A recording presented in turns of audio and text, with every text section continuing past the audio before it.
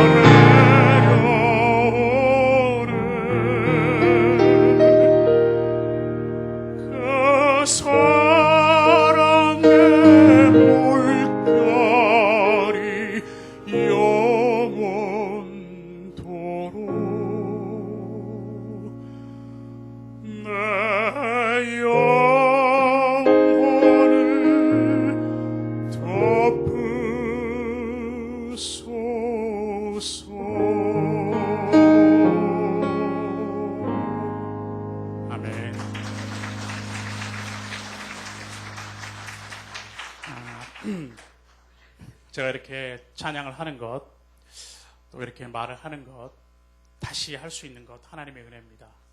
또 하나님의 기적이고, 왜냐하면 저는 노래를 할 수 없을 만큼 말을 하는 것조차 힘들어지는 그런 순간이 있었습니다. 성악가에게는 목소리가 생명과도 같은데 제 목소리가 한번 사라졌던 일이 있었습니다. 그런데 하나님께서 제게 다시 목소리를 주시고 그 목소리를 지금 찬양케 하시는 겁니다. 저는 이렇게 아까도 목사님, 그 다음에 여기 집사님, 권사님 이렇게 담소를 나누면서 잠시 한 40년 전으로 돌아갔어요. 그래서 예전에 제가 어렸을 때 막 놀러 다녔던 이 동네, 제가 명수대 국민학교 출신이고 지금은 학교 이름이 바뀌었더라고요. 좀 속상하지만 어쩔 수 없지만 저는 명수대 초등학교 출신입니다. 그리고 중대 부중을 나왔습니다. 근데 여기 있는 이 부중이 아니라 지금 병원 자리에 있는 그 학교. 다 기억하시네요. 그죠? 그러니까 거기를 다니면서 저는 어떻게 보면 이 동네가 저에게는 하나의 추억이에요. 저에게는 잊을 수 없는 그런 장소입니다. 그래서 이 교회에서 저에게 와서 찬양 간증 집회 해달라고 했을 때 선뜻 할 수 있었던 건데, 사실은 작년에 연락이 오셨는데 너무 저한테 늦게 말씀하셔서 시간이 없었어요. 그래서 꼭 와야 되겠다라고 생각하고 있었는데 다시 저를 초대해 주셔서 목사님 감사합니다.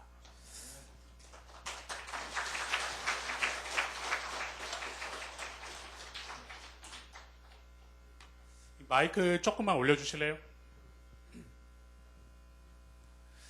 저는 그래서 그 어렸을 때부터 노래하는 게 저에게는 어떻게 보면 굉장히 즐거운 일이고 참 행복한 일이었습니다. 누가 잘하나 아세요? 나가셨던 분은 안 계시죠? 제가 누가 잘하나 출신입니다. 제가 명수대 학교 초등학교 4학년 때였던 걸로 기억을 해요. 5학년 올라갈 때쯤이었던 것 같습니다. 어느 날 저는 그 그러니까 텔레비전에서 나오는 그 방송은 빼놓지 않고 봤어요.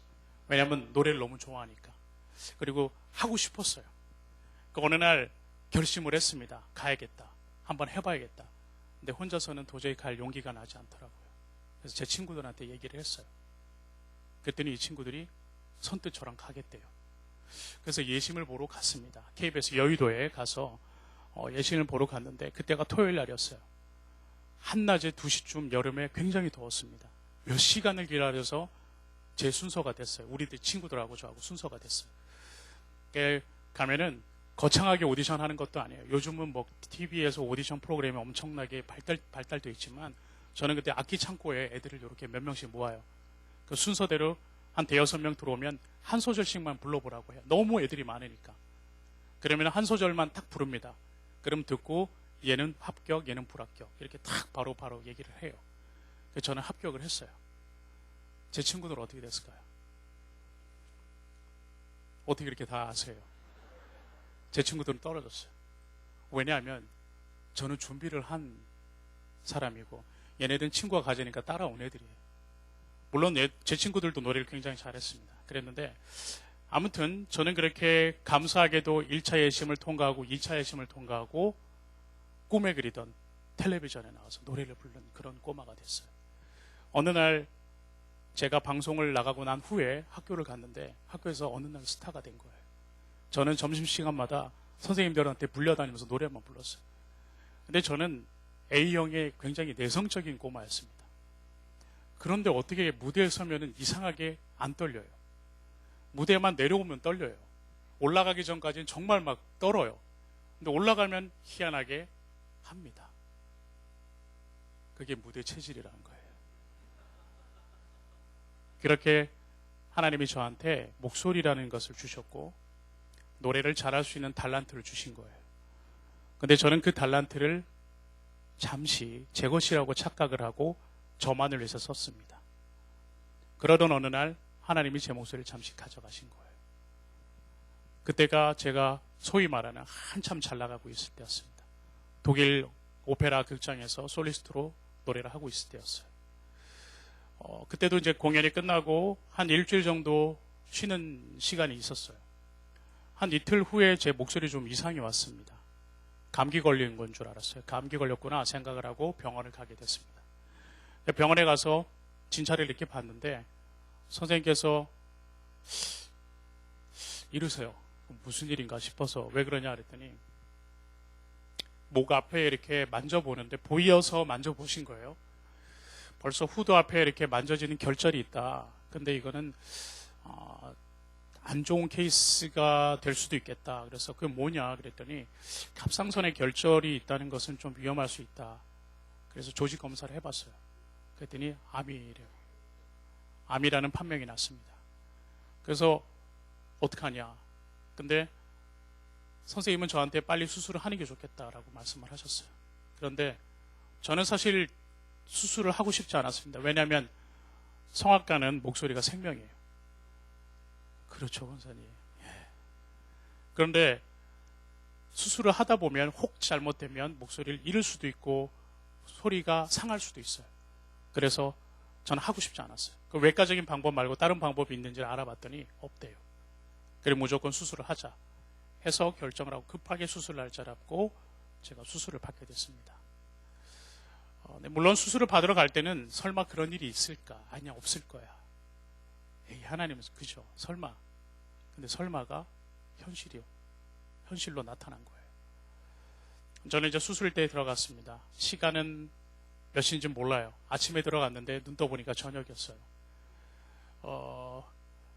처음에 들어갈 때는 선생님들께서도 저한테 이러이러한 수술을 할 것인데, 그리고 물론 제가 성악가인 건 너무 잘 알고 그 상황을 다 이해하시는 아시는 분들이 저를 수술하셨기 때문에 저는 사실 좀 그렇게 걱정을 하진 않았었어요.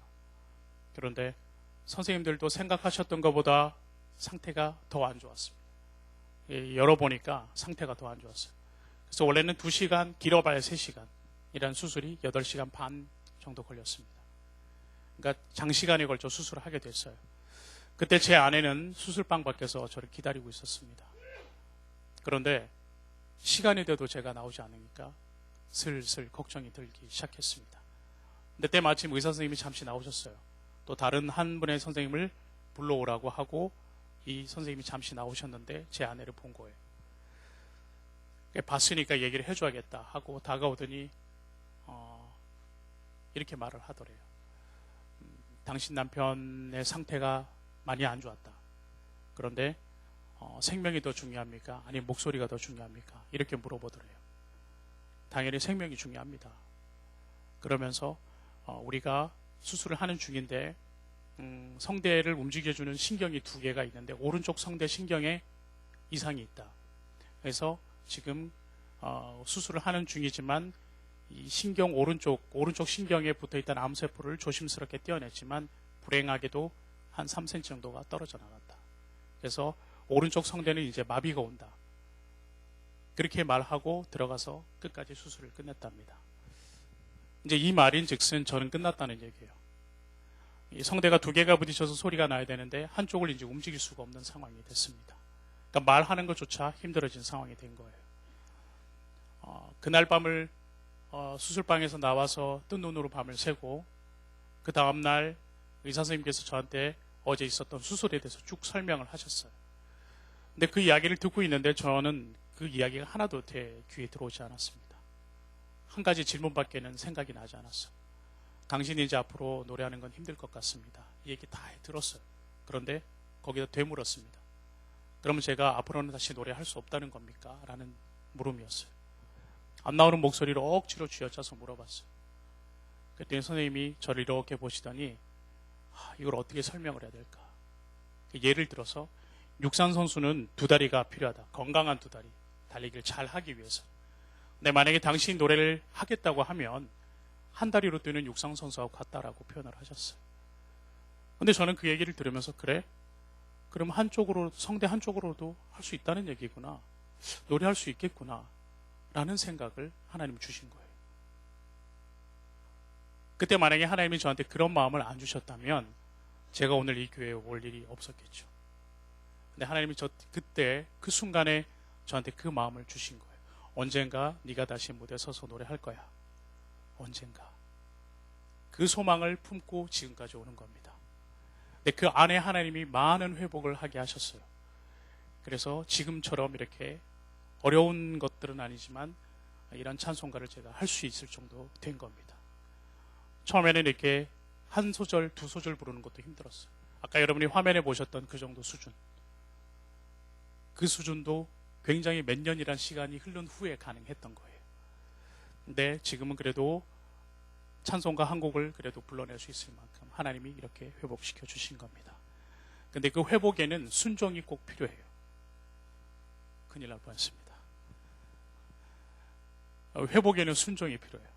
왜냐하면 하나님께서는 우리에게 거저 주시지는 않으십니다. 우리가 그냥 아무것도 안 하는데 거저 주시지는 않아요. 하나님이 우리가 어떻게 하는지를 보십니다. 그리고 합당할 때 하나님이 그 길을 열어주시고 합당할 때 하나님이 그것을 선물로 주시는 거예요. 우리가 원하는 바를.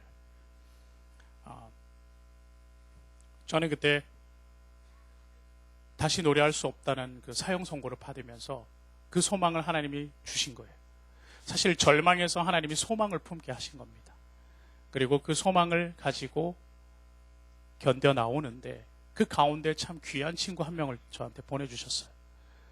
그 친구가 저의 현재 매니저입니다. 그리고 그 사람은 한국 사람은 아니에요. 일본 사람이에요. 그 일본 사람이 저를 도와서 제가 목소리가 좋았을 때부터 목소리가 사라지고 지금 목소리를 찾아가는 이 과정까지 저를 한 번도 제 손을 놓은 적이 없어요. 보통 이렇게 매니저하고 아티스트들은 서로의 관계가 지속되려면 서로에게 도움이 돼야 돼요. 근데 제가 노래를 할 수 없는 사람인데 어떻게 저하고 일을 하겠습니까? 그렇지 않아요? 그런데 이 친구는 저를 포기하지 않았어요. 어떻게든 다시 저를 무대에 세우겠다는 생각으로 일념하에 백방으로 수소문을 해서 아까 여러분이 보셨던 그 화면에 나오는 그 수술을 받게 했습니다. 그래서 일본에 가서 제가 그 수술을 받았어요. 처음에는 이 수술을 준비하는 게 한 6개월이라는 시간이 필요했어요. 제가 수술 후에 목소리 갑상선암 수술 받고 6개월 후에. 근데 6개월이라는 시간을 기다리는데 할 거는 기도밖에 없었어요. 할 수 있는 게 기도밖에 없었어요. 그래서 예전에는 그렇게까지 못했던 그 기도를 그 기간 안에 참 많이 했습니다. 근데 기도도요, 여러분, 목소리가 나와야 하는 거예요. 속으로만 하는 것도 한계가 있어요. 어느 날 너무 답답한 거예요. 소리를 내서 기도를 하고 싶은데 기도가 안 되니까. 그때 하나님 저한테 방언이라는 선물을 주셨어요. 근데 이 방언이 참 신기한 게 발음 안 해도 돼요. 그냥 혀만 움직이면 됩니다. 희한하게 그렇게 쉽게 기도할 수 있게 하나님 또 힘을 주신 거예요. 근데 저는 그때 하던 기도가 딱 한 가지가 있었습니다. 하나님, 예전보다 저한테 더 크고 더 좋은 목소리 주세요. 이거는 양심에 찔려서 못했어요. 아멘이 너무 빨리 나오셨어요, 권사님. 사실 양심에 찔려서 그 기도는 안 나왔어요. 왜냐하면 그 전에 목소리 저만을 있었습니다. 저의 이름을 높이려고 사용했었던 거예요. 물론 하나님이 주셨습니다. 내가 하나님을 믿는 자지만 그거는 제가 모르는 바는 아니에요. 그런데 내 열심, 내 수고로 만들었다고 생각한 거예요. 이 결실들이. 근데 그건 하나님이 다 만들어 주신 겁니다. 근데 그거를 제가 착각하고 제 것인 양 사용했던 겁니다. 그래서 하나님 저한테 두 번째 만약에 목소리 주신다면 제가 가장 먼저 하나님께 드리고 사용하겠습니다 하는 기도밖에는 안 나왔어요. 그렇게 6개월을 준비했습니다. 그리고 일본으로 갔어요. 일본에 가서 제가 수술을 받기 전에 한 2달 전에 먼저 가서 진찰을 받았어요. 어떤 상태인지, 어떻게 수술을 할 것인지.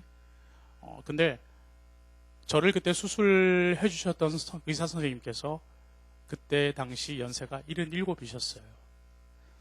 제가 좀 걱정이 됐습니다. 손을 떠시면 어떡하나. 외과 의사가 손을 떨면 큰일이에요. 은근히 걱정은 됐지만 그래도 제가 일본에 가서 일단 눈으로 확인을 해야 되니까 선생님하고 첫 대면을 하게 됐습니다. 그리고 악수를 했어요. 근데 손아귀 힘이 저보다 더 세셨어요. 그리고 글씨를 쓰시는데 정확하게 흔들림 없이 쓰셨어요. 아, 됐다. 역시 우리 하나님은 철저하게 준비를 잘 해주시는 분이구나를 느꼈어요. 하나님께서 우리에게 어려움이 있을 거 아십니다. 그리고 그걸 어떻게 건너가야 될지도 아십니다. 우리만 모르는 거예요. 우리만 모르는 거예요. 그리고 어떻게 가면 어떻게 하나님께서 손을 보내서 이것을 또 해결하게 하시고 하는 것까지 모두 하나님 준비해 놓으셨어요. 우리만 모르는 겁니다. 근데 그렇게 하나님이 준비를 해 놓으신 거예요. 그래서 제가 목소리가 사라질 것, 그 다음에 수술을 받을 것, 또 어디 가서 수술을 받게 될 것, 이거 하나님 미리 다 알고 준비해 놓으신 겁니다. 만약에 제가 그때 그 상황들을 지금 이제 지나면서 깨닫는 거예요. 아, 그때 하나님이 이렇게 준비하셨던 거구나. 아, 그때 하나님이 이렇게 준비하셨던 거구나. 이제는 그것이 깨달음이 하나의 은혜고 감사해요. 세상적으로 봤을 때는 이제 노래를 못하게 된 것, 성악가가 노래를 못한다는 건 그건 아무짝에도 쓸데가 없어요. 그랬던 저를 하나님이 다시 쓰시려고 저를 다시 만들어 주신 거예요. 근데 그 환경들이 한국도 아니고 일본이었어요. 왜 일본에서 가서 하나님이 그렇게 하셨을까? 그 이후에 제가 일본에 가서 콘서트를 하고 일본에 가서 공연을 하면서도 또 선교적인 집회에도 가서 찬양을 합니다. 그때마다 하나님께서 제 목소리를 통해서 찬양케 하시는 거예요. 거기에서 하나님이 살아계심을 보이게 하는 겁니다. 그 일들을 하시기 위해서 하나님이 그렇게 관계를 맺어주셨고 제가 일본 가서 수술을 받게 하신 것 같아요. 아까 여러분이 화면에 보셨던 그 장면이 NHK가 저의 이야기를 다큐멘터리로 만든 거예요. 그거를 KBS 스페셜에서 한번 방송을 했었습니다. 보신 분 계세요 혹시? 장로님 보셨어요? 장로님 댁에만 TV가 있나 봐요. 사실 이 방송을 보신 분들이 꽤 많으셨어요. 그리고 그것이 계기가 돼서 나중에 영화를 만들게 됐습니다. 영화 얘기는 조금 이따 하기로 하고요. 제가 이제 수술을 두 번째로 받으러 가서 이제 준비를 하면서 일본에 가서 수술을 이제 받게 됐습니다. 근데 국소 마취만 하고 하는 거예요. 전신 마취를 하면 소리를 내볼 수가 없잖아요. 제가 잠은 안 되니까. 그래서 성대 부위만 마취를 하고 수술을 받았습니다. 소리를 내보는 거예요. 성대를 갖다 이제 조절을 하는 거예요. 오른쪽에 무너져 있는 성대를 가운데다 세웁니다. 그리고 왼쪽 성대가 부딪혀서 소리가 날 수 있게끔 오른쪽을 이렇게 만들어 세웠습니다. 그리고 끝에 의사 선생님께서 저한테 노래 한번 해보라 그래요. 노래 한번 해보라고. 테스트. 그때 제 입에서 흘러나왔던 찬양이 있어요. 그게 주 하나님 주신 모든 색입니다. 찬양 드리면서 또 이어가겠습니다.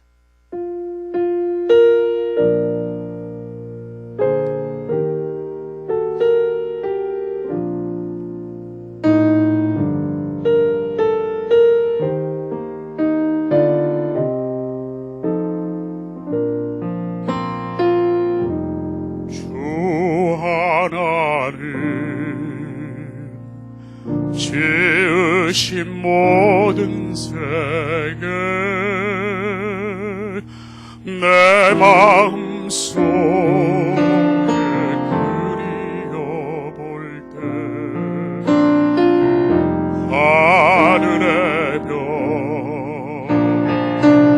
울려 퍼지는 뇌성 주님의 권능 우주에 찬네 주님의 높고 위대하심은 내 영혼이 찬양하네 주님의 높고 위대하심은 내 영혼이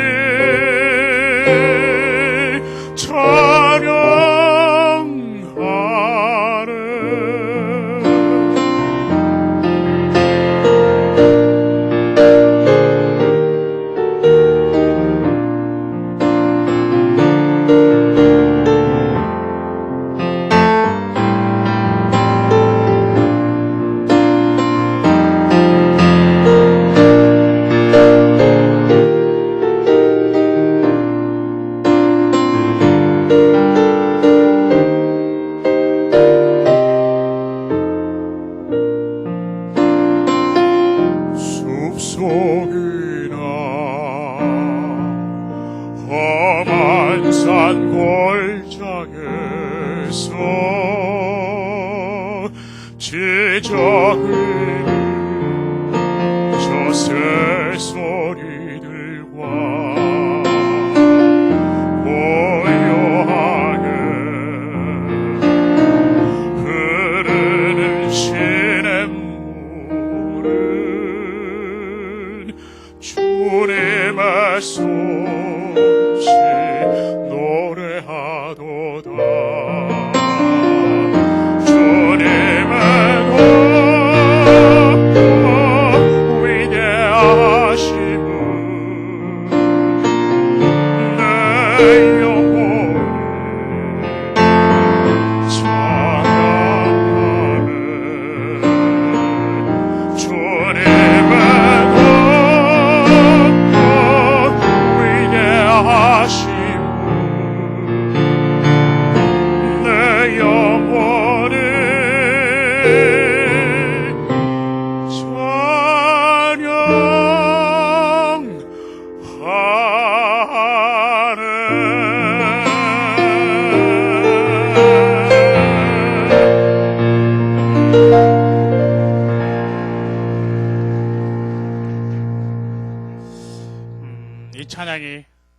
하나님께서 저한테 주신 두 번째 목소리로 가장 먼저 드린 첫 열매입니다.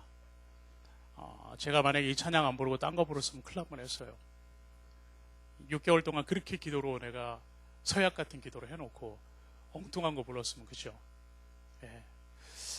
저는 사실 이 찬양이 저에게 보면 하나의 고백이기도 하고 하나님께서 세상을 만드셨기 때문에 하나님이 이 우주 만물을 만드신 창조자이시기 때문에 하나님께서 제 목소리 하나 다시 만들어 주신 건 일도 아니에요. 네, 권사님, 그죠? 일도 아닙니다. 근데 하나님 아까 제가 말씀드렸지만 제가 순종치 않으면 하나님이 그 대가는 주지 않으세요. 어떤 순종이 필요하냐면 할 수 없을 때 하는 겁니다. 제가 목소리가 없어서 소리를 낼 수 없는 상황에서도 하나님께서 저한테 찬양을 하라는 순종을 원하셨어요. 그때가 온누리교회 하영조 목사님이 계실 때, 살아 계실 때 러브 소나타라는 일본 집회가 있습니다.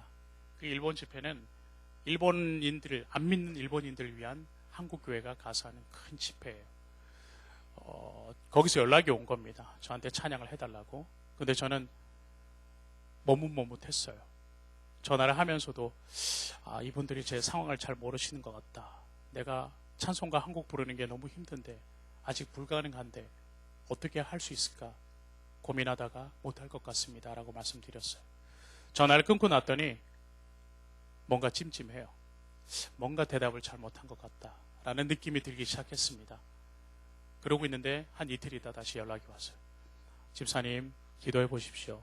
깊이 고민해 보시고 기도해 보시고 답을 주십시오. 알겠습니다. 그리고 제가 전화를 끊고 기도를 했는데 답이 금방 나왔어요. 뭐라고 나온 줄 아세요? 네? 그건 네 생각이고 그래요. 못한다고 얘기했던 건 제 생각이래요. 하나님께서는 제 사정 뻔히 아세요. 제가 노래할 수 없는 상황인 거 뻔히 아십니다. 그런데도 할 수 있겠니? 라고 물어보는 거예요. 할 수 있겠어? 라고 물어본 거예요. 그때 하겠습니다. 네, 하겠습니다. 할 수 없을 때 하는 것이 참 순종이에요. 우리가 형편이 되고 다 할 수 있는 상황에서 하는 것도 순종이긴 하지만 그것조차 못하는 사람들도 있어요. 그런데 할 수 없을 때 하겠다고 하는 것이 정말 순종인 것 같아요. 그거는 정말 믿음이 없으면 안 돼요. 내가 하나님을 믿지 않으면 그걸 할 수가 없는 거였어요. 하겠습니다 라고 대답을 하고 3개월을 준비했어요. 근데 갑자기 뭐 소리가 뻥 터지고 이러면 영화가 되겠죠. 근데 안 나오더라고요. 똑같았어요. 못 부르기는 마찬가지였고 한 곡 다 부르기 이게 어려웠던 건 똑같은 상황이었습니다. 그래도 제가 요코하마를 갔어요. 일본에 갔습니다. 그날 이 교회보다 조금 더 큰 데서 집회가 열렸어요. 그때 그 홀이 국립대 홀이었는데 요코하마 국립대 홀 한 5,500명 들어오셨어요. 오늘은 한 4,500명 오셨잖아요. 한 1,000명밖에 차이 안 납니다. 사실 예전에는 제가 그런 데서 노래하는 게 두렵지가 않았었어요. 자신 있게 했었습니다. 근데 그때는 너무 두려웠어요. 할 수만 있으면 도망가고 싶었어요. 정말 도망가고 싶었어요. 제 대기실에서 대기 순서를 기다립니다. 앞에 이제 여러분들이 이제 계속 찬양을 하면서 나갑니다. 저는 제 순서가 다가와요. 두렵습니다. 무섭습니다. 이 말밖에는 나오지가 않았어요. 머릿속에. 그러다가 기도를 해야겠다. 그리고 구석에 가서 기도를 했습니다. 하나님, 못할 것 같아요. 너무 무서워요. 이렇게 푸념 같은 기도가 나오다가 끝에 나온 한마디가 있었어요. 한숨처럼 나오더라고요. 그냥 하나님만 들으세요 했어요. 그때 제 마음이 너무 평안해졌어요. 하나님만 들으시면 되는 거예요. 그죠? 제가 사람들의 귀를 의식했기 때문에 두려웠던 겁니다. 근데 하나님만 들으시면 되기 때문에 두려울 게 없어요. 왜냐 하나님 저한테 하라고 시켜놓고 너 오늘 소리가 그 모양이니 이러시지 않을 거 아니에요. 왜 노래를 그렇게밖에 못하니? 소리가 그렇게밖에 안 나오니? 절대 그러실 분이 아니에요. 하나님은 저의 중심을 보시는 겁니다. 찬양하는 저의 마음 중심을 보시는 겁니다. 그래서 그렇게 마음을 하나님 주시니까 담대하게 나가서 이 주 하나님 지으신 모든 세계 그렇게 안 불러지던 노래가 처음부터 끝까지 연습 때보다는 100배는 더 잘 불렀어요. 하나님이 그 기쁨을 맛보게 하신 겁니다. 거봐, 순종하니까 기쁨의 열매가 있잖아. 그걸 발판으로 제가 다시 일어설 수 있었던 겁니다. 그래서 음반도 만들게 됐어요. 한 곡 부르기도 힘들었던 제가 제 매니저의 권유로 성가 음반을 2년 만에 만들게 됐어요. 목소리 수술하고. 물론 완벽한 목소리는 아니지만 그래도 첫 열매를 하나님께 드려야겠다는 그 의지로. 근데 제 매니저가 크리스찬이 아니에요. 이 친구는 불교 신자예요. 근데 저한테 그걸 권유를 했어요. 그래서 내가 할 수 있을 것 같아. 할 수 있대요. 그래서 제가 속으로 네가 나보다 믿음이 더 크구나 라고 했었던 적이 있습니다. 그랬더니 이 친구가 지금은 하나님을 믿는 자가 됐어요. 그리고 누구보다도 신실한 하나님의 자녀가 됐습니다. 제가 속된 말이지만 반 목사가 됐어요. 정말 말씀과 기도로 아침을 시작하고 그 말씀을 어떻게 하면 일본 안 믿는 친구들에게 전할 수 있을까를 늘 고민하는 친구가 됐습니다. 사실 이 친구는 원래는 크리스천 알레르기가 있던 사람이에요. 그래서 그러니까 기독교인에 대한 반감이 굉장히 컸던 친구입니다. 저한테 내색은 하지 않았었어요. 제가 별로 기독교인 같지 않았나 봐요. 나중에 알게 된 겁니다. 아, 그랬었구나. 그런데 저를 따라서 그 러브 소나타라는 집회가 일본 전역에서 해요. 1년에 2번씩 벌써 10년이 됐습니다. 1년에 2번씩 저와 함께 러브 소나타를 같이 참여하게 됐어요. 그러니 이 친구는 얼마나 불편했을까요? 그죠? 거기 가면 알레르기 막 증상이 일어날 거 아니에요. 사실은. 크리스찬들이 얼마나 많아요. 거기에 목사님 막 설교하시죠. 이 친구는 거기 있는 게 정말 힘들었을 거예요. 그런데도 저 때문에 견디고 있었던 겁니다. 그러던 이 친구가 하나님을 믿는 자가 된 거예요. 이게 얼마나 놀라운 일입니까? 근데 이 계기가 제 영화를 만들다 그렇게 됐어요. 제 이야기를 영화로 만들었어요, 여러분. 혹시 보신 분 계세요? 또 영화도 별로 안 좋아하시는군요. 더 테너라는 영화가 있습니다. 리리 고스핀토라는. 유지태 씨가 제 역할을 했어요. 하나도 안 닮았죠. 잘 뜯어보면 비슷한 구석은 있어요. 유지태 씨가 제 역할을 해서 나왔던 영화가 있습니다. 지금은 여러분들이 정말 보기를 원하신다면 제가 무료로 하는 곳을 가르쳐 드릴게요. IPTV에 가면 무료로 지금 떠 있어요. 오늘 집에 가서 한번 검색해서 보세요. 그 영화를 만들게 됐는데 이 영화를 만들면서 영화가 정말 시간도 많이 필요하고 돈도 많이 들어가는 작업입니다. 근데 제 매니저가 이 투자, 제작비를 담당하는 쪽이었어요. 그래서 우리 영화는 한일 합작 영화입니다. 의미도 굉장히 좋고 이 영화를 만들게 된 그 계기도 너무 좋았고 그런데 이 안에 잠깐 사고가 터져요. 그러면서 영화를 못 찍는 상황이 되어버렸습니다. 그러는 바람에 처음에 들어갔던 계약금이 한꺼번에 정말 바람 부는 곳에서 날아가는 종이짝처럼 날아가 버렸습니다. 영화를 시작해보지도 못하고. 근데 이것을 스톱을 시킨 친구가 정지시킨 게 제 매니저예요. 근데 이 친구에게 순간 뭐랄까요, 그 시험이 온 거였죠. 그러면서 이 친구가 이 모든 걸 참 어떻게 보면 책임을 져야 되는 상황이 되어버렸습니다.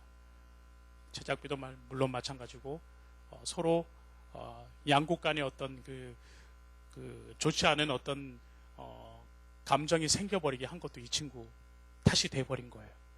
본의 아니게 그렇게 돼버렸습니다. 그러다 보니 이 친구가 그걸 어떻게든 해결하려고 정말 밤낮으로 고민하고 방법을 찾으려고 애를 썼어요. 근데 방법이 나오지 않았어요. 더 이상 어떻게 진전시킬 수 있는 것들을 찾아내지 못했어요. 그러니까 이 친구가 그거에 대한 너무 괴로워하기 시작했습니다. 괴로워하다 나쁜 생각을 하게 된 거예요. 아, 내가 이 모든 책임을 지고 죽어야겠다 라는 생각, 이 나쁜 생각을 하게 된 거예요.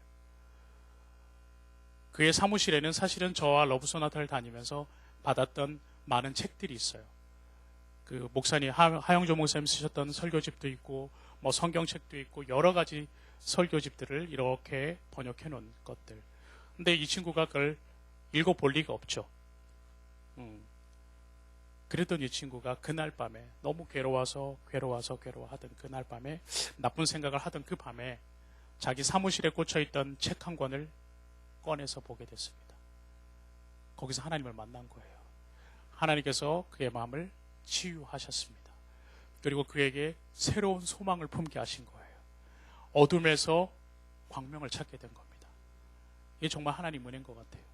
우리가 감히 생각할 수 없는 방법으로 하나님이 이 친구를 사망에서 생명으로 건지신 거예요.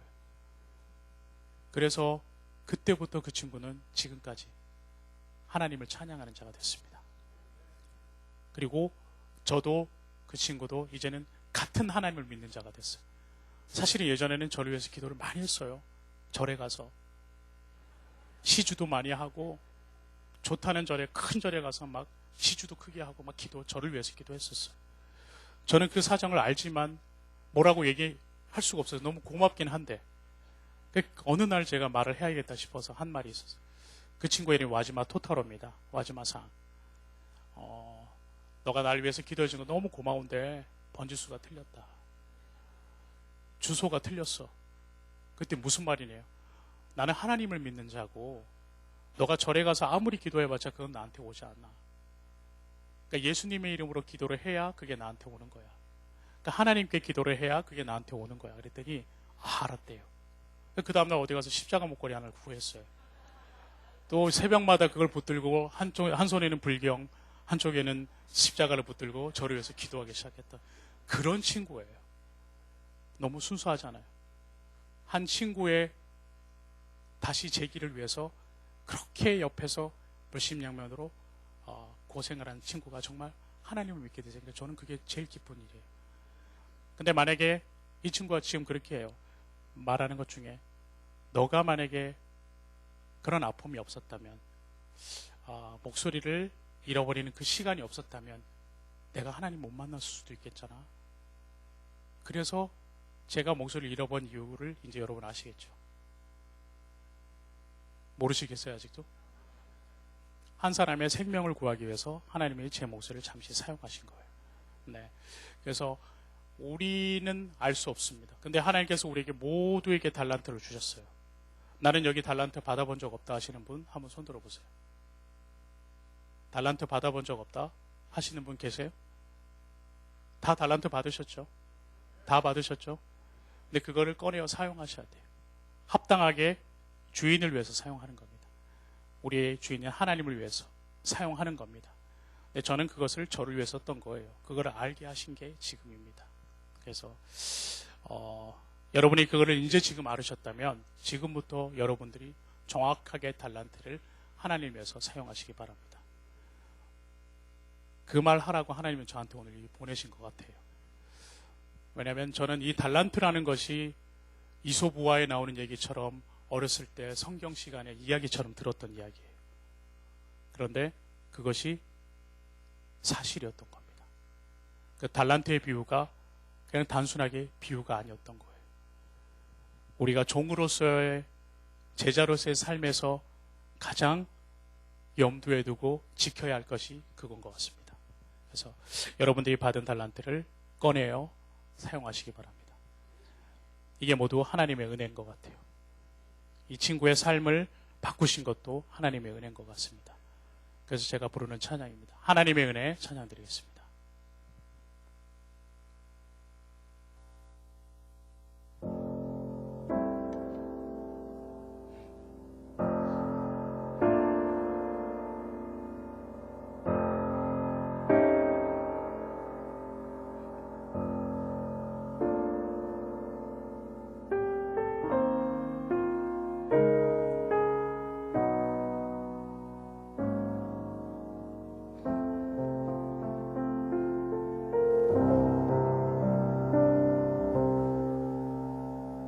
나를 지으신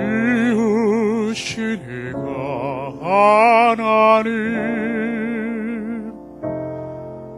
나를 부르신 이가 하나님, 나를 보내신 이도 하나님, 나 된 것은 다 하나님 은혜라. 나의 달려갈 길 다가도록 나의 마지막 호흡 다하도록 나로 그 십자가 본게 하시니 나의 나 된 것은 다 하나님 은혜라. 한량 없는 은혜 갚을 길 없는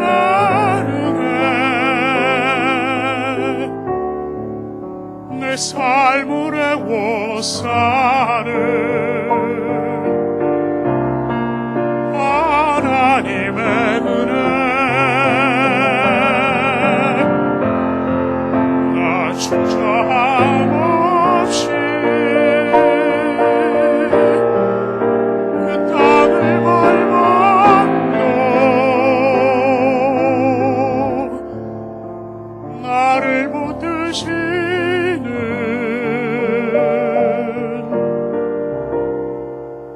하나님의 은혜.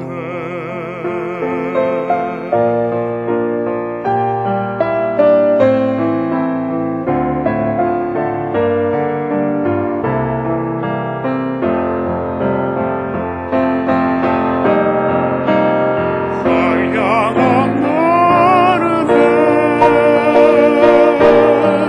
갚을 길 없는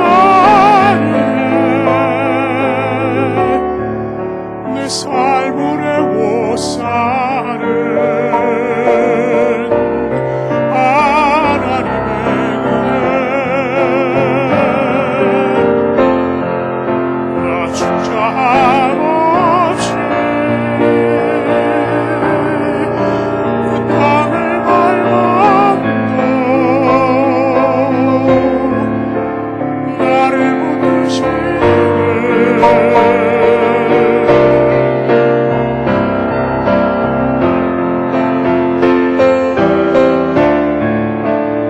나를 붙드시는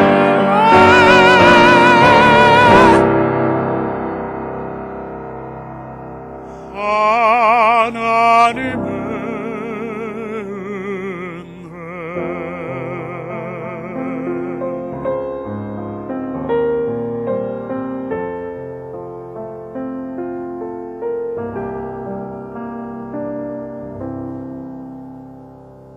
나를 지으신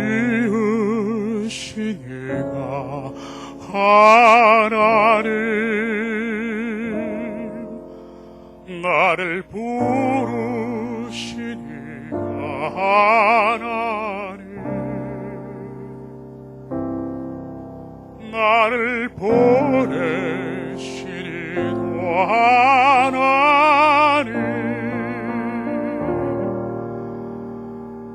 나의 나 된 것은 다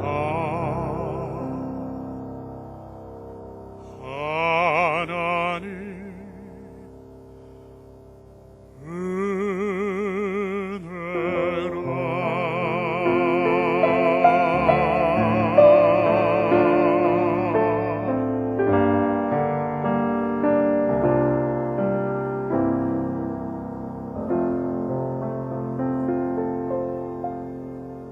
아멘.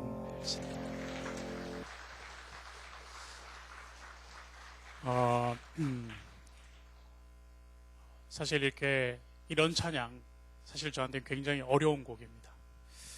그런데도 하나님께서 제가 찬양할 때마다 제 목소리를 조금씩 힘을 주셔서 지금은 조금씩 높은 음정도 낼 수 있는 그렇게 또 하나님이 사용하고 계십니다. 정말 이게 하나님 은혜인 것 같고, 그 다음에 우리 삶이 하나님께 메인바 되어 있는 거예요. 근데 우리는 그 메인 것조차 가끔은 힘들어 할 때가 있습니다. 우리 식대로, 우리 방식대로 살고 싶을 때가 있어요. 근데 매여 있을 때가 평안한 겁니다. 아닌 것 같죠? 근데 매인 것이 하나님이 나를 택하셨기 때문에 그게 은혜고 축복인 거예요.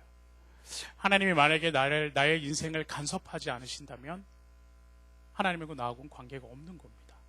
이게 가장 큰 불행이고 가장 큰 저주예요. 하나님께서 나를 간섭하시기 때문에 하나님이 나를 사랑하신다는 거고, 하나님이 나를 간섭하시기 때문에 내가 하나님의 자녀라는 겁니다. 근데 삶을 사는데 아무 간섭이 없어요. 어려움도 없어요. 신앙생활도 세상 생활도 내가 하고 싶은 대로 해도 아무 일이 일어나지 않아요. 그거는 한번 점검을 해봐야 됩니다. 그죠, 목사님? 점검을 해봐야 됩니다. 왜 나에게는 일이 일어나지 않지? 나 막 사는데. 그건 하나님과 나의 관계가 끊어졌다는 얘기예요. 그런데 다시 내가 하나님께 초점을 맞추고, 하나님, 저 여기 있습니다. 다시 가고 싶어요. 할 때는 하나님이 다시 컨택트, 연결을 하십니다. 그래서 제가 만약에 그 상황에서 하나님 없습니다, 부정하고, 왜 나에게 그렇게 내가 뭔 큰 잘못을 했길래 나에게 이런 시련을 주십니까? 했다면, 원망했다면 끝났겠죠. 그런데 하나님께서는 저를 원망케 하진 않으셨어요. 알게 하셨습니다. 그리고 깨닫게 하셨습니다. 그리고 다시 일어서게 해주신 겁니다. 사실 지금 절망, 그 다음에 시련, 고통 겪는 분들 여기 다 계세요. 그런데 하나님께 다시 가까이 붙으세요. 그러면 하나님께서 다시 세우십니다. 그때 하나님 저한테 주셨던 마음이 그거였어요. 내가 너하고 가깝게 지내고 싶어서야. 내가 좀 더 너하고 친밀하게 있고 싶어서야. 아버지의 마음으로. 그래서 그 시간이 어떻게 보면 세상적으로 봤을 때는 굉장히 괴로운 시간이고 고난의 시간이지만, 영혼을 생각한다면 정말 귀한 시간이 된 거예요.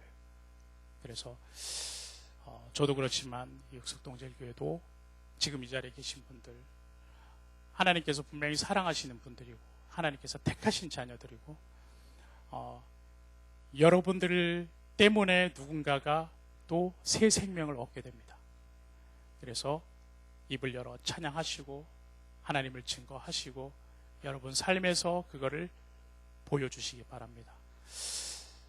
저의 이야기는 끝났습니다. 제가 드리는 찬양은 마지막 찬양입니다. 어메이징 그레이스 찬양 드리면서 이 모든 순서를 마치겠습니다. 감사합니다.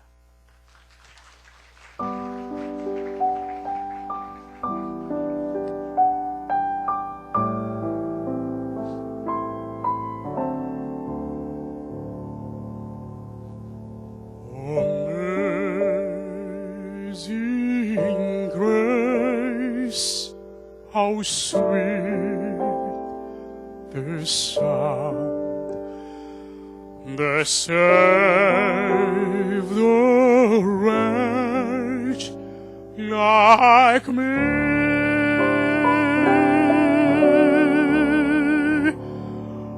I once was lost, but now I'm found. Was blind, but now I see.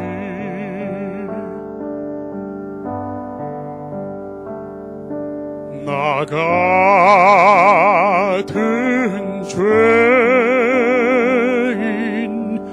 살리신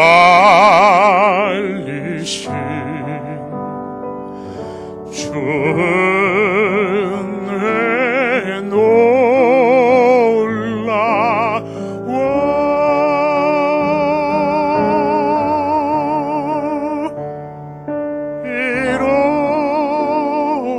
잃었던 생명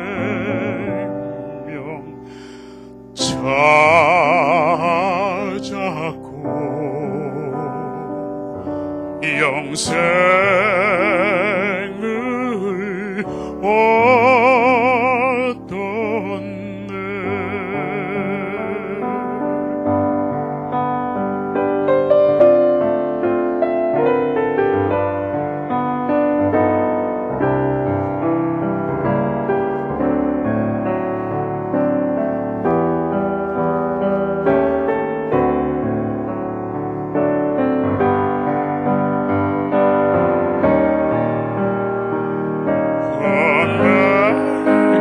Amazing grace, how sweet the sound that saved a wretch like me.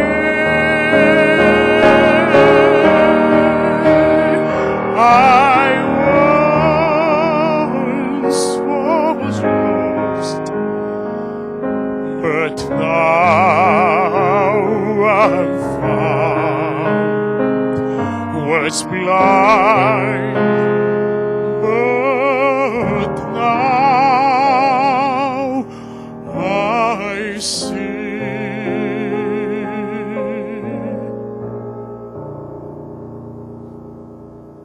Was blind, but now